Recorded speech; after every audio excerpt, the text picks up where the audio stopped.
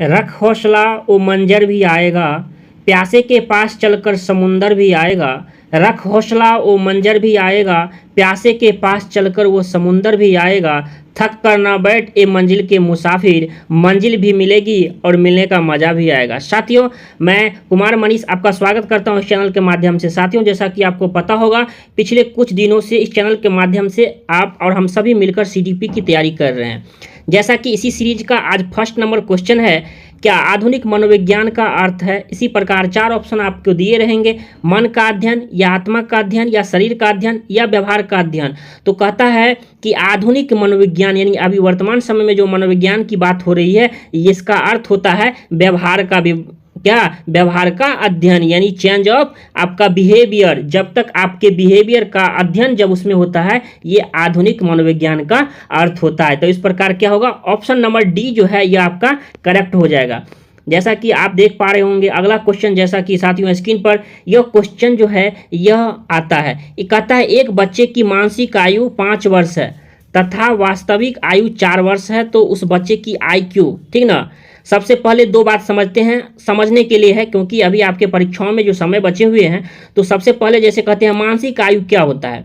मानसिक आयु का मतलब होता है क्या, 4 साल का मान लीजिए, जैसे यहाँ कहता है वास्तविक आयु पहले समझ लेते हैं। वास्तविक आयु कहता है किसी मतलब रियल डेट ऑफ बर्थ आपका जो है यह वास्तविक होता है, ठीक ना। नाम से ही स्पष्ट है वास्तविक, यानी देखिए सवाल तो आप सॉल्व कर लेंगे। सबसे पहले ये चीज़ को समझ लेते हैं, वास्तविक, रियल एज और मानसिक आयु। जैसे 4 वर्ष का बालक है तो उसकी मानसिक आयु 5 वर्ष है, यानी क्या 4 वर्ष का बच्चा जैसे 5 वर्ष का बच्चा जब हो जाता है वैसा सोचता है, वह बच्चा 4 वर्ष में ही सोचने लगता है। मानसिक आयु 5 वर्ष कहने का मतलब है 5 वर्ष में जितनी बच्चों की बुद्धि क्षमता होती है, ठीक ना, इसकी यह मानसिक आयु कहलाता है। यानी आप 5 वर्ष में बच्चा कैसे सोचता है यह उसकी है। तो कहता है मानसिक आयु 5 वर्ष है, वास्तविक आयु 4 वर्ष है, तो बच्चे की IQ।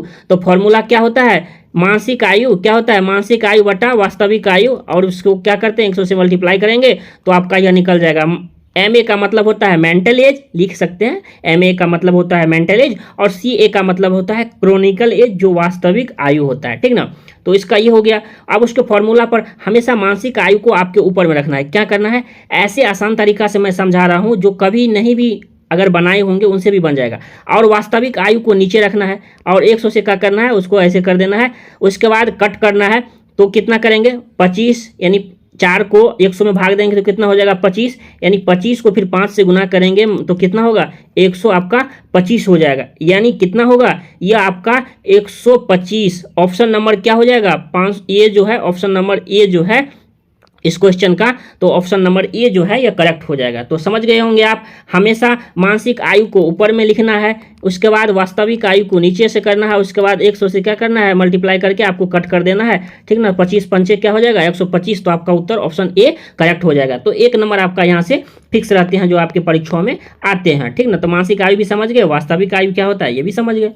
अगला क्वेश्चन है, समाजीकरण वह प्रक्रिया है जिससे क्या बच्चे और वयस्क सीखते हैं। कहने का मतलब है समाजीकरण क्या, देखिए समाजीकरण से यहाँ 2-3 तरह से क्वेश्चन पूछे जाते हैं। पहला ऐसे दे देगा, समाजीकरण का क्या तात्पर्य होता है। तो समाजीकरण का तात्पर्य होता है, क्या होता है, समाज में क्या होना, समाज में समायोजित होना। क्या होता है साथियों, समाज में क्या होना आपका होता है, समाज में समायोजित क्या करना, होना। तो इस प्रकार रख सकते हैं, कभी ऐसा पूछा जा सकता है कि समाजीकरण का तात्पर्य क्या होता है, तो समाज में समायोजित होना ये हो गया। देखिए एक प्रश्न जो है ना सीटेट में देखा गया है, आपके प्रश्न से ही वो प्रश्न बना लेते हैं। तो क्यों ना प्रश्न से जब प्रश्न वो बनाते हैं तो उसी समय गौर करें जिससे कैसे बन सकता है। तो समाज कितनी बार देखा गया है आपके परीक्षाओं में, समाजीकरण का तात्पर्य क्या होता है, समाज के मानदंडों के अनुकूल चलना, यानी समाज में समायोजित होना, ठीक ना। तो समाजीकरण समझ गए। कहता है वह प्रक्रिया है जिससे क्या होगा आपका, क्या होगा, यह जो प्रक्रिया है जिससे बच्चे और वयस्क सीखते हैं। तो बच्चे और वयस्क समाजीकरण की कौन सी प्रक्रिया है जिससे सीखते हैं, परिवार से, सही बात है, वो परिवार से सीखते हैं, विद्यालय से भी सीखते हैं, साथियों से भी, यानी अपने दोस्त मित्रों गर्लफ्रेंड बॉयफ्रेंड सभी से सीखते हैं। तो इस प्रकार क्या हो जाएगा, ऑप्शन नंबर डी जो है आपका यह करेक्ट हो जाएगा, क्योंकि समाजीकरण वह प्रक्रिया है जिससे बच्चे जो होते हैं और बच्चे और वयस्क सीखते हैं। तो परिवार से भी सीखते हैं, विद्यालय से भी सीखते हैं, साथियों यानी दोस्त, आपका गर्लफ्रेंड यानी कोई भी मित्र हुआ तो इनसे भी सीखते हैं, यानी ऑप्शन नंबर डी पर आपका चला जाएगा। तो इसका ऑप्शन हो गया डी। बट समाजीकरण को भी याद रखना है क्योंकि ऐसे प्रश्न आपके परीक्षाओं में देखने को मिलता है, ठीक ना। तो अगला क्वेश्चन जैसा कि आप स्क्रीन पर देख पा रहे होंगे साथियों, अगला क्वेश्चन है बच्चों का मूल्यांकन होना चाहिए। बच्चों का जो मूल्यांकन होता है, जैसे आप टीचर हैं तो टेस्ट लेते हैं, ठीक ना। तो टेस्ट में भी कितने प्रकार के होते हैं, वस्तुनिष्ठ होता है, दीर्घोत्तरीय होता है, ठीक ना। तो आप बच्चों से टेस्ट लेते हैं, तो कहता है बच्चों का मूल्यांकन होना चाहिए, ठीक, बोर्ड परीक्षा द्वारा, यानी जो आप बिहार बोर्ड से हैं या यूपी बोर्ड से हैं तो बोर्ड परीक्षा द्वारा ही लेना चाहिए, शिक्षक द्वारा ऐसा इसमें नहीं कह रहा है। कह रहा है सतत एवं व्यापक मूल्यांकन द्वारा। देखिए जब भी प्रश्न में रहे ना तो मैं बनाने का तरीका बताता हूँ, जिसमें मैंने बताया हूँ इस चैनल के माध्यम से कि आपको सीडीपी में 30 आउट ऑफ 30 लाना है, ठीक ना। कहता है बच्चों का मूल्यांकन होना चाहिए, तो आप सीसीई पढ़े होंगे, ठीक ना, सतत एवं व्यापक मूल्यांकन। तो बच्चों का मूल्यांकन जो है यह हमेशा, यानी कहने का मतलब है लगातार होना चाहिए। अगर एक टेस्ट अगर सप्ताह में हुआ, फिर अगले सप्ताह, फिर अगले सप्ताह, फिर महीना का एक टेस्ट ले लिए, फिर क्या करते हैं, फिर 2 महीना के ले लेते हैं, 3, यानी सतत एवं व्यापक मूल्यांकन होना चाहिए। उसके बाद व्यापक और सही मूल्यांकन भी होना चाहिए। तो क्या होगा, फिर या गृह कार्य द्वारा होगा या लिखित एवं मौखिक परीक्षा द्वारा होगा। तो साथियों आपका ऑप्शन नंबर बी सही हो जाएगा, यानी सतत एवं व्यापक मूल्यांकन होना चाहिए, यानी ऑप्शन नंबर बी हो जाएगा। अगला क्वेश्चन जैसा कि आप स्क्रीन पर देख पा रहे होंगे, जीन प्याजे तो आपको छोड़ेगा नहीं, जीन प्याजे तो आपको कभी नहीं छोड़ना है। जैसे आपको पता होगा एक दोस्ती होता है गर्लफ्रेंड बॉयफ्रेंड के बीच, वैसे पियाजे कोहलबर्ग को भी नहीं छोड़ना है, क्योंकि अगर उसको छोड़ दिए तो आपको भी वो छोड़ देगा। कहने का मतलब है यहाँ से आपको 5 नंबर तो फिक्स है, कोई नहीं रोक सकता है उसको। तो इसीलिए गर्लफ्रेंड की तरफ भी उसको चिपका के रखना है। चिपकाने का मतलब है उसको अपने पास रखना है, कभी उसको अलग नहीं करने देना है, ठीक ना। तो जीन प्याजे के सवालों को, कोहलबर्ग के सवालों को आप नहीं छोड़ सकते हैं, जैसे आप अपनी गर्लफ्रेंड बॉयफ्रेंड को नहीं छोड़ते होंगे। कहता है कि प्याजे के संज्ञानात्मक विकास सिद्धांत के अनुसार संवेदी क्रियात्मक अवस्थाएं हैं जीन प्याजे की। साथियों 4 अवस्थाएं को उन्होंने दिया था। पहला क्या दिया था, इंद्रिया जनित गामक अवस्था, उसी का नाम है संवेदी क्रियात्मक अवस्था। इंग्लिश में आप लिख लीजिए सेंसरी मोटर, ठीक ना। क्या सेंसरी मोटर क्या होता है, सीटेट में देखा गया है कि नाम कब खेल हो जाता है। जैसे संवेदी क्रियात्मक अवस्था को आप इंद्रिया जनित गामक अवस्था पढ़े होंगे, ठीक ना। तो आप इसे, तो फिर इसके बाद आता है पूर्व संक्रियात्मक अवस्था, दूसरा में आता है, तीसरा आता है मूर्त और चौथा आता है अमूर्त। तो कह रहा है संवेदी क्रियात्मक अवस्था, तो यह फर्स्ट स्टेज है और इसकी उम्र जो होती है यह जन्म से 2 वर्ष होता है, यानी क्या हो जाएगा, ऑप्शन नंबर ए जो है आपका ये करेक्ट हो जाएगा, ठीक ना। अगला क्वेश्चन जैसा कि आप स्क्रीन पर देख पा रहे होंगे साथियों, यह सेशन कैसा लग रहा है आप कमेंट करके जरूर बताइएगा साथियों। जैसा कि देख पा रहे होंगे, कहता है विकास का अर्थ होता है, विकास का ये नहीं कि आपका बॉयफ्रेंड विकास हो, ऐसा विकास नहीं, ये डेवलपमेंट की बात हो रही है। बहुत के दोस्त भी विकास होंगे, ठीक ना। तो अपने वाला विकास को मत समझिएगा, ये डेवलपमेंट वाला विकास को समझिएगा। कहता है कि विकास का अर्थ होता है, तो अर्थ क्या होता है, परिवर्तनों की उत्तरोत्तर श्रृंखला या अभिप्रेरणा के फलस्वरूप होने वाली परिवर्तन के उत्तरोत्तर, या अभिप्रेरणा इसके साथ साथ आपका क्या है, अनुभव के फलस्वरूप होने वाली परिवर्तन की श्रृंखला, या फिर कहता है आपका परिपक्वता जो मैच्योरिटी होती है वो उसके अनुभवों के फलस्वरूप होने वाले परिवर्तन की श्रृंखला।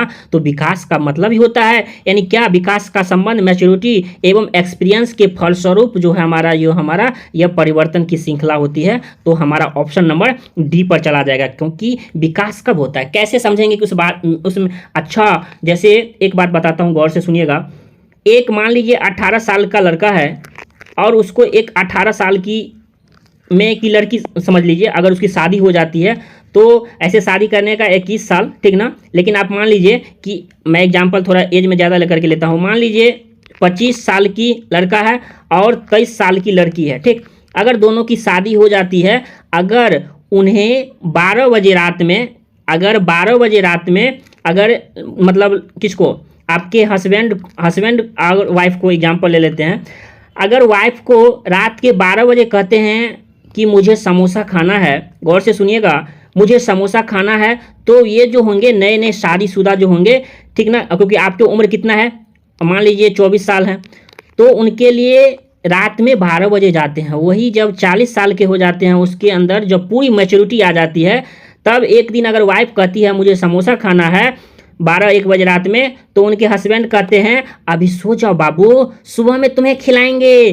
कहने का मतलब है उसमें मैच्योरिटी है, इसके साथ साथ वो अपने एक्सपीरियंस के फलस्वरूप तो हमारा यह क्या होगा, यह हमारा डेवलपमेंट होता है। तो साथियों कैसा लगा आपका यह, ठीक ना। तो वो हमारा विकास का तात्पर्य मैच्योरिटी और एक्सपीरियंस से होता है। अगला क्वेश्चन जैसा कि आप स्क्रीन पर देख पा रहे होंगे, कहता है बालकों की सोच अमूर्तता की अपेक्षा मूर्त अनुभवों एवं प्रत्ययों से होता है। क्या होता है, यह अवस्था है, कहता है बालकों की सोच अमूर्तता यानी अमूर्त चिंतन की अपेक्षा मूर्त अनुभवों एवं प्रत्ययों से होता है, यानी उसके अपेक्षा पूछा जा रहा है, यानी ये नहीं होता है, ये मूर्त अनुभव एवं प्रत्यय से होता है। तो मूर्त का वैसे भी बता है कि यह हमारा मूर्त जो है अगर जिन प्याजे के अनुसार लेते हैं तो हमारा यह कितना होता है, तो आपका कितना होगा, ये 7 से 11 यानी 11, तो 7 वाला ऑप्शन यही है, यानी ऑप्शन नंबर ये करेक्ट हो जाएगा, ठीक ना। जन्म से 2 वर्ष ये हमारा क्या हो जाएगा, पहला स्टेज हो जाएगा, फिर आपका 2 से 7 दूसरा हो जाएगा, फिर 7 से 11, ठीक ना, ये तीसरा हो गया, और ये आपका चौथा हो जाएगा जिन प्याजे के अनुसार। तो उसके अकॉर्डिंग होगा तो आपका ऑप्शन नंबर ए जो है सही हो जाएगा। अगला क्वेश्चन जैसा कि आप स्क्रीन पर देख पा रहे होंगे साथियों, इसमें कहता है वो अवस्था, कौन सी अवस्था, जब बच्चा तार्किक रूप से वस्तुओं और घटनाओं के विषय में चिंतन प्रारंभ कर देता है। कहता है वो कौन सी अवस्था है, जब बच्चा अपने तार्किक रूप से वस्तुओं और घटनाओं के बारे में चिंतन प्रारंभ कर देता है। तो साथियों यह हमारा क्या हो जाएगा, यह हमारा मूर्त संक्रियात्मक अवस्था हो जाएगा। संवेदिक क्रियात्मक अवस्था में क्या बच्चा वो तो इंद्रियों के द्वारा करता है, तो नहीं, कहता है वो चिंतन प्रारंभ कर देता है। तो साथियों ये मूर्त अवस्था में यानी 7 से हमारा जो 11 होता है ना, तो उसमें बच्चा क्या करते हैं, थोड़ा वो चिंतन प्रारंभ कर देता है, यानी ऑप्शन नंबर डी पर जाएंगे, और ऑप्शन नंबर डी जो है आपका ये करेक्ट भी हो जाएगा, यानी सही हो जाएगा। उसके बाद अगला नंबर क्वेश्चन जैसा कि आप स्क्रीन पर देख पा रहे होंगे साथियों, कहता है तनाव और क्रोध की अवस्था कौन सी है। यह क्वेश्चन भी आपके परीक्षाओं में पूछा हुआ है। तनाव हमारा क्या होता है, तुरंत क्या हो जाता है, बच्चा तनाव हो जाता है। क्रोध, देखिए क्रोध तो आप जानते होंगे आप किस अवस्था में है और आपको कब क्रोध होता है, तो बता दीजिए आप। तो ये तनाव और क्रोध की अवस्था जो हमारा यह किशोरावस्था होता है। साथियों इस वीडियो में आपने 10 MCQ क्वेश्चन को देखा, आपका अपना स्कोर भी कमेंट बॉक्स में बताइए, और एक बात जरूर बताइए प्लीज, बहुत दोस्तों मेहनत लगती है। यह सेशन कैसा लग रहा है, अगर सेशन अच्छा लग रहा है तो आपसे गुजारिश है, हाथ जोड़ के विनती है कि सेशन को ज़्यादा से ज़्यादा अपने दोस्तों तक पहुँचाइए। आपसे कोई यहाँ 1 रुपया 2 रुपया नहीं मांगा जा रहा है। प्लीज़ साथियों आप हो सके तो प्लीज़ अपने दोस्तों तक जरूर पहुँचाइए, आपसे हाथ जोड़ के गुजारिश है साथियों। इस वीडियो को बनाने के पीछे इतनी मेहनत लगती है ना, जितना आप सोच भी नहीं सकते हैं। अगर 10 मिनट की वीडियो को बनाने के लिए साथियों पता है 1 घंटा 2 घंटा खुद अध्ययन करना पड़ता है, आप सबके लिए PPT बनाना पड़ता है कि बच्चे कैसे समझेंगे, ये भी पढ़ना पड़ता है, क्योंकि पढ़ाने के लिए भी पढ़ना पड़ता है। तो प्लीज़ आप सभी दोस्तों से गुजारिश है, मेरी जितने बहन भाई देख रहे हैं इस वीडियो को, तो प्लीज़ इस वीडियो को इतना शेयर कीजिए और ज़्यादा से ज़्यादा दोस्तों तक जरूर शेयर कीजिए। जय हिंद, जय भारत।